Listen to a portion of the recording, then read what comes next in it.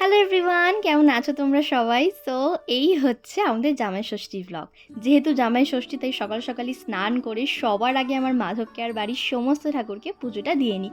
আর মা এদিকে দেখো সকাল থেকে এটা ওটা তো করেই যাচ্ছে, এখন ফলগুলো সব কেটে রাখলো।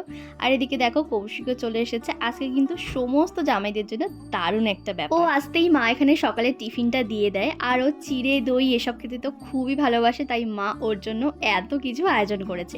তারপরে আমি আর মা ওর আনা গিফটটা একটু খুলে দেখছিলাম। এটা একটা ডিনার সেট, যেটা খুবই সুন্দর। আমার মায়ের তো এটা সব থেকে পছন্দের জিনিস। যাই হোক, যেহেতু দুপুরে আরও অনেক রান্নাবান্না আছে, তো মা একা হাতে পেরে উঠছিল না, তাই মাকে আমি একটু হেল্প করে দিচ্ছিলাম। তারপরেই বসে পড়ি আরও একটা জিনিস বানাতে, যেটা প্রথমবার আমাদের বাড়িতে বানানো হচ্ছে।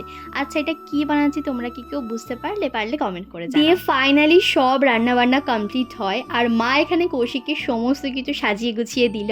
মেনুতে ছিল ভাত, শাক ভাজা, মাছ ভাজা, আলু ভাজা, ইলিশ মাছের পাতুরি, স্যালাড, ডাল, চিংড়ি মালাইকারি, চিকেন কষা, মাটন, চাটনি, পাঁপড়, মিষ্টি, দই, আম, আইসক্রিম অ্যান্ড থামস আপ। আমাদের বাড়িতে না সেরকম কোনো নিয়ম নেই। অনেকের বাড়িতে দেখি অনেক নিয়ম থাকে জামাই ষষ্ঠীতে, আমাদের বাড়িতে কিন্তু কোনো রকম নিয়ম নেই। যাই হোক, তারপরে রাতে মা বিরিয়ানি করেছিল, ওটা খেয়ে লাস্টে একটু কোল্ড ড্রিঙ্কস খেয়েছিলাম।